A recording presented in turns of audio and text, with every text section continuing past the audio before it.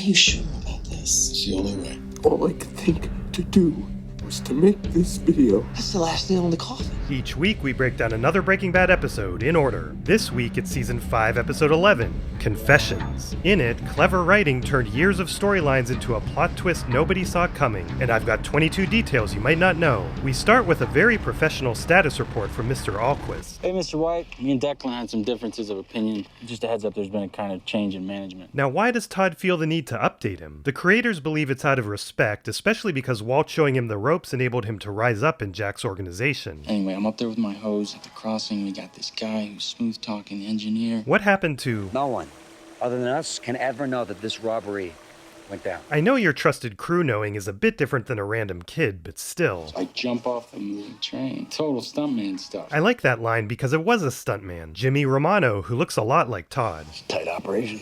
It was perfect. Perfect? Really? Vince said this line was the point of the scene, showing that Todd isn't getting joy out of killing Drew, but that he doesn't even think of it, just like you wouldn't think about killing a fly. Mr. White told me it was like the biggest train heist ever. That's also funny because he did that in a scene that got deleted. I showed this at the end of my Dead Freight video. Are you feeling good about cooking? Yeah. You able to run your own lab? Yeah, for sure, I got this. What the hell happened in this country? Nanny State. I see a kid with a bicycle helmet on. I want to smack the shit out of him, like for his own good. Vince didn't write this episode, but he added that line to the script. The creators viewed this as a callback to Mike, with the nice contrast that it doesn't faze Jack. This song could be a nod to the Romper Stomper slang term for skinheads. This sign was made by the show. A real one would look like this. But the point is to show them moving the methylamine from Arizona to New Mexico, implying that their paths are going to cross with Walter Jesse again.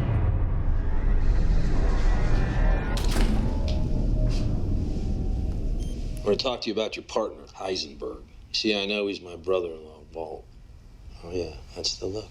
Tell me all about you, him, and your little meth business. Hank's trying to get the first of many confessions in this episode. Maybe I talk to my friends at the APD and make all this go away. Eat me. He speaks. Sure that's how you want to play this? Why don't you try and beat it out of me? Burn. I think you want to talk. To you. Agent Schrader, beat any good suspects lately? Saul loves doing this. What are you doing talking to my client without me present?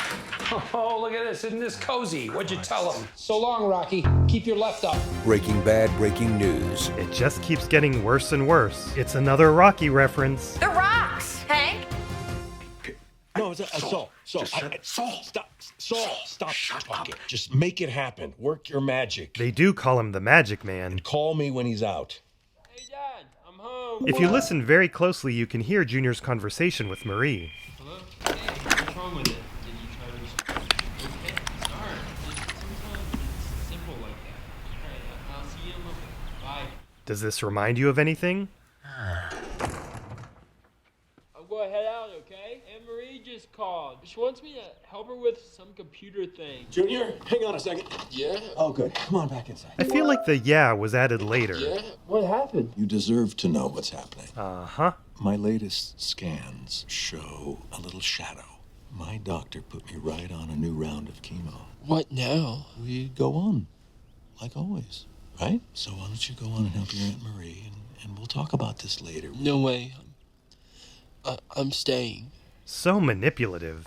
How'd it go? I didn't tell. I would love to know what caused this painting to disappear for just this one shot. It's just I got some things I gotta chase down.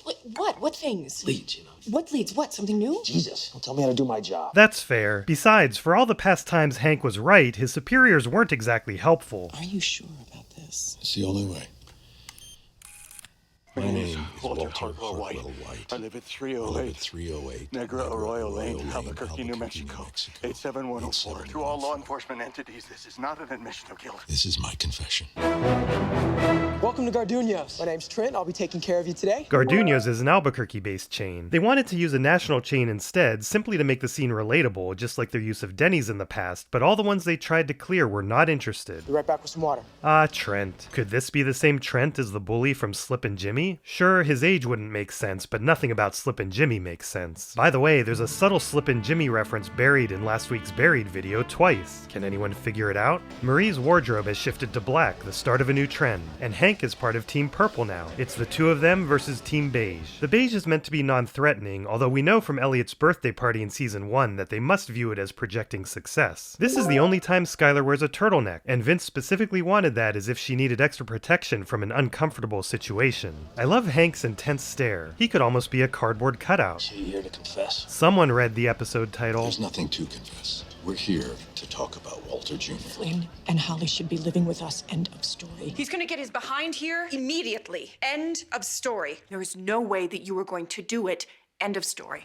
Leave our children out of this. That's the son of Jane Kasmerick, Brian's TV wife from Malcolm in the Middle. You realize what this will do to him, hearing these things. He's gonna hear it when I kick in your front door and arrest you. So, how about that guacamole? We make it right here at the table. Read the room, Trent. Here, Anna accidentally spilled water on herself. Just give you guys a few more minutes.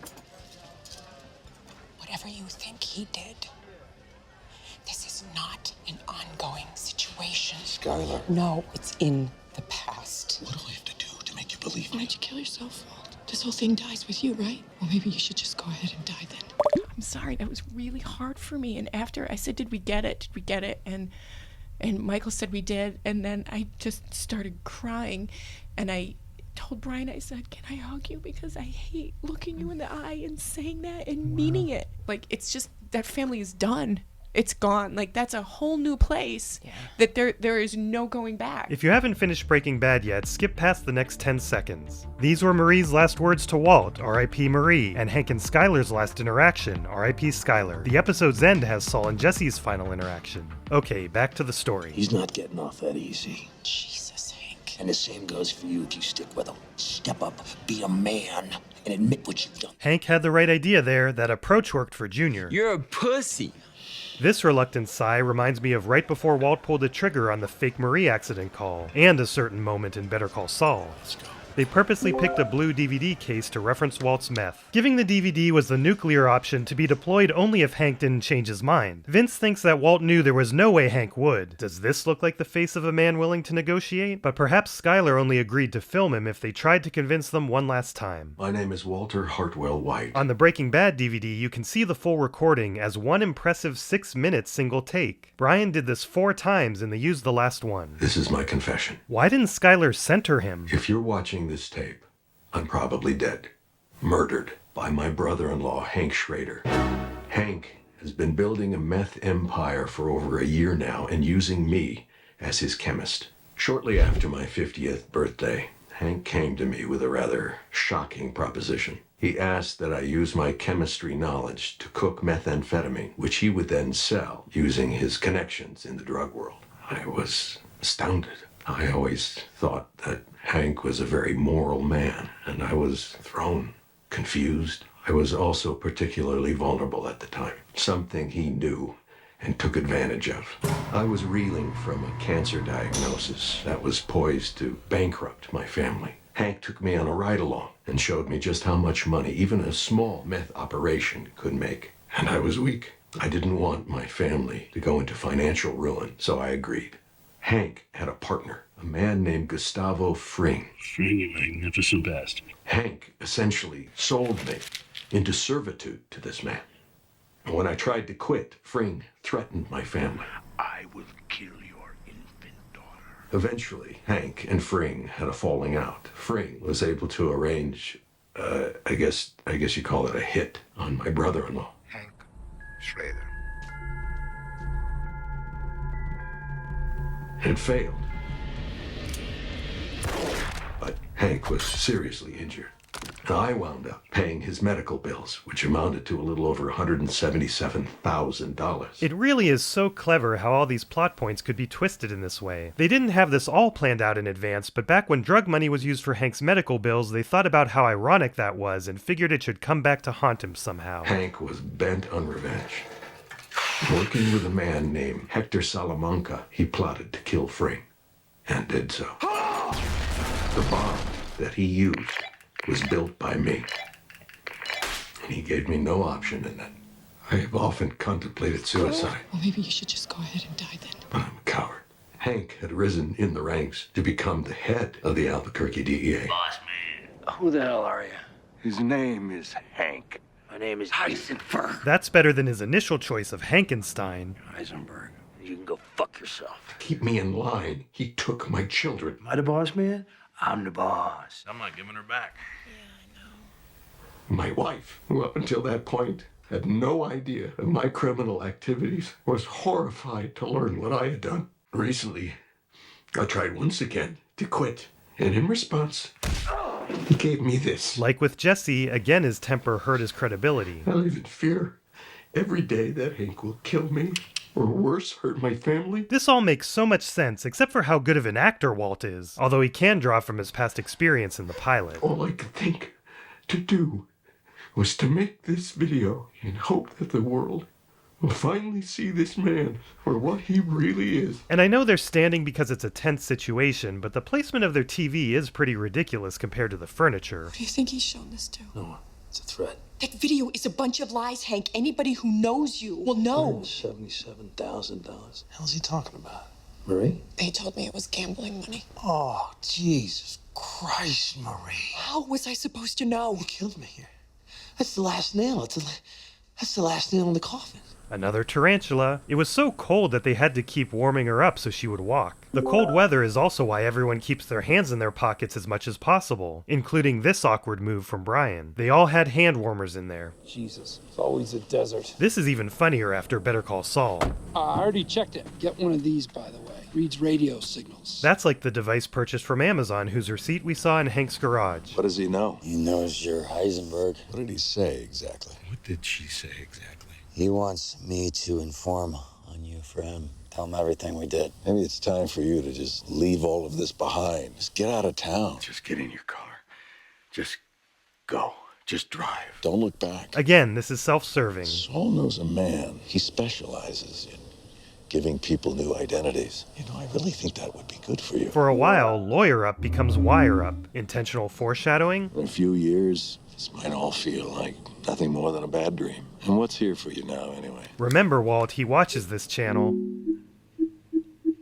What have you got in your life, huh? Nothing. Would you just, for once, stop working me? Good for you, Jesse. Just drop the whole concerned dad thing and tell me the truth. You need me gone. Just say so. Just tell me you don't give a shit about me, and it's either this or you'll kill me the same way you killed Mike. Just tell me you need this. In other words, he wants him to confess his true motivations. This again reminded Vince of the Godfather 2 hug scene, and it's probably Jesse's first hug since breaking up with Andrea. And if you'll hand this to your car wash professional and have an A one day. We haven't seen this angle of the car wash since the pilot. That's because they're back at the real location rather than the set. You can tell by the shiny wall tiles. Skylar? Skylar? It worked, and we're fine. I think Skylar cares more about what she's done to Marie. Only 3 knocks instead of the typical 5. So Palmer and Castaneras are sitting on that jerk-off Saul Goodman's office, keeping an eye on Jesse Pinkman. You gotta tell me what's going on. If I can't explain this to Raimi, I gotta pull my guys. Fine, take them off. Going out for a while. So Gomi's men are no longer following Jesse, but Hank suddenly leaves. This is relevant for the next episode. This is it. Once I make the call, there's no takebacks. I need a new dust filter for my Hoover Max Extract Pressure Pro Model 60. We only hear this twice in Breaking Bad, both in Episode 11. I need a new dust filter for my Hoover Max Extract Pressure Pro Model 60. Special shout out to Captain Even Slower, who realized this model is a wet vacuum and doesn't have a dust filter. That helps ensure that anyone asking for this doesn't actually want one. Whoa, what are you doing? You can't fire up a doob in here. Put that out. Jesse's shirt resembles the Armenian flag. Look, Mr. Natural. Another old-timey reference from Saul, this time to underground comics from the 60s. It's not going to take you if you show up high. Now give with the dope. Some people are immune to good advice. It's true, and Saul does give good advice. Francesca. And here must be where he whispers to Huel to take Jesse's pot. Huel's going to drop you at the pickup spot, then he's going to get the hell out of there. You got a phone? Cops took it. In case something goes wrong, guy doesn't show, whatever, you give me a call. Seriously? Hello, Kitty? And there's good reason for that. Seriously? It's free? Goodbye, Jesse Pinkman. Hello, Mr. Credit to Society. So do I get to pick where I go? Well, it's your life. I imagine you get a say. Want a suggestion? How about Florida? What about Alaska? Alaska. I never figured you for a big moose lover, but whatever floats your boat. Alaska. Take care, Jesse. You can see and hear Huell in action. Excuse me? This cinematic location is the John B. Robert Dam located on Wantabo. Jesse figured out Huell took his pod, and that, along with the cigarettes, reminds him of his original accusation that must have been true after all. You had Saul do it. His big man mountain bodyguard patted me down. That's when he must have sold off of me, right? You can't see the disappearer for two reasons. He wasn't actually driving, but also they hadn't even cast him yet at this point. So they went out of their way to darken the windows, whereas normally they would use a stunt driver who resembles the actor. Hey man, you can't go in there! You no show? Why didn't you call? This punch is a little less convincing than last episode's. It's funny to see this from a different angle. They had him really kick Saul, but a stuntman was used for that. My friend, I'm in SAG. So no, I don't take the punch. Go red! Get in here! Back off! I don't know what happened here. What did I do? The ricin cigarette! Aaron won his third Emmy for this episode. You poisoned Brock. Okay, Jesse, calm down. Say it again. He's probably tired of Walt telling him to calm down. Yes, okay, I had Huell lift your cigarette, but what made me? There's another confession. Back up! Get off me! What do I pay you for? You got a big problem. Actually, you gave me a 5, not a 1.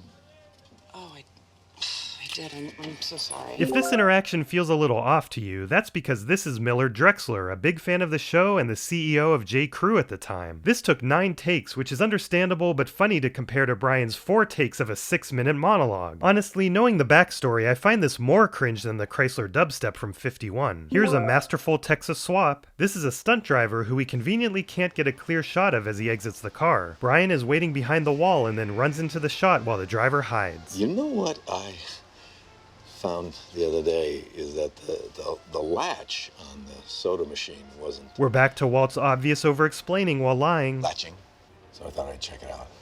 I know the machine says ice cold, but the gun shouldn't be frozen, especially sitting at the bottom. But they had this gun in dry ice, and it was so cold that Brian burned his hand a little. Cupertino effect made me realize just how much Coke appears in this show. Diet Coke, please.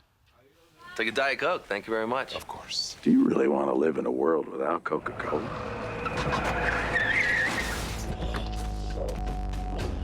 They had a DSLR camera on the gas can, just like the shovel camera in Shotgun. You can see a wire yanking this door open. Wire.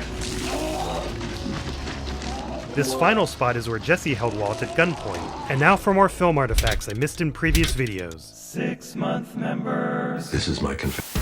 Wow, I think it's time to bring back the way I originally did 6-month shoutouts and clearly say each of your names instead of rushing it in a song. Congratulations to Oryx Lover of Feet, Gennaro Cascaller, Mickey, Zodiac Killers, Blazon Duo, Oblong Doucheboy, Andy Drew 003, Aaron Breeze Composer, Tempo, Barely Bear, Katawi Pero, Biggest Egg Moments, Garo Barksdale, and Jonah for earning your 6-month membership badges from YouTube. Thanks again for being here along for the ride. Say hi to the new members, Santonio Holmes, Ricard Horvath, Quixotic Charles, Beans the Moo Cow, Jeremy Segrat, Terezi, 20 Keezy, Jacob Crothers, Chado, The Hot Ginger, Ekram Vatansever, Yannick, Fidget Zero, HZ, Yordle IRL, Zerkush, Alan Flath, Victor, Humongous Humunculus, Benjamin Ironside, Toxic, Luke AB, Raymond Axel, Charlie, Paumu, Colton Hunt, Dam, NC, William Garcia, Durkabra, Modest Surhat, Seth Vaughn, Crafty Cody, Mitchell 0504, Gavin Galinas, Finnegan's Woke, Nova E621, Chuni, Gent, Cicero, Sniffy Mango 985, 2MP, Funnyman, Isaiah Mutex, Elijah, Paris 1911, Slog, Jay, which I think is short for Jane, RS Bunny, Grayson Graham, Giant Big Boom, Hitman, Artist Oblivion, Cookie Ookie, Some Record Master, Robert Mycelium, Circus Boy, Lost Mouse, Vegetable Slayer, Tedison the Great, Amy Goo 22, TTTT, Stuart Kerr, Ben Tiffin, Alex Prado, Quackmeister, Isaac Strong, Nono PX, John Oysterman, Ping Pong, Tomox, Redacted, Jake TV Salesman, Cody McLaughlin, Murph, Ilmelu Lama, Ryan Ray, Tilted, Crystal Blue Meth, Michiru, Imoyu, Lavin Bradley, Thick Thor, Soda Enjoyer 44, Samuel Gasper, Brendan White, Kenny Cadonis, Boeing Fan, Bear Lives Matter, Graf, Devil Doc AZC, Peyton, and Tanman Vivo.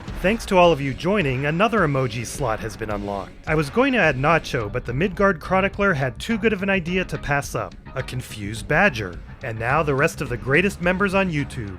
Time to fix my pronunciation of Noel, True_, Jacob, and Andy Toffel. Happy birthday to Pond Mushroom. And hello Sarkies, Luigi Superfan, Mississippi Rivers, Chairman, Olivia Ellison, what up? Zoetic Zephyr. I'm just going to call out people as I see them scrolling past the screen. Barabin, Oscar Fry, Obfusion, Krona, Mega Beef Bowl, Frozen Mug, Totally Pants, Juliana Krista, T1A, Megamat97, Crawls, Dante Fernandez, Fergus, Epic Veil Gaming, Nachti, Null Core, JB Leonidas, Aiden, Terry, Manuel, Tuxman, Stop Calling Me a Mimi, Wheelie Flip, Boy, Breezy, Andy Romike, and finally Joe. Finally, we've got the Caliporium, Brig Colby, MX Tricky, Nathan Cleary, and Infamous Jimbo. Next week, he can't keep getting away with it. We've got 2 deleted scenes to look at. For this, they filmed a couple different variations of the hug.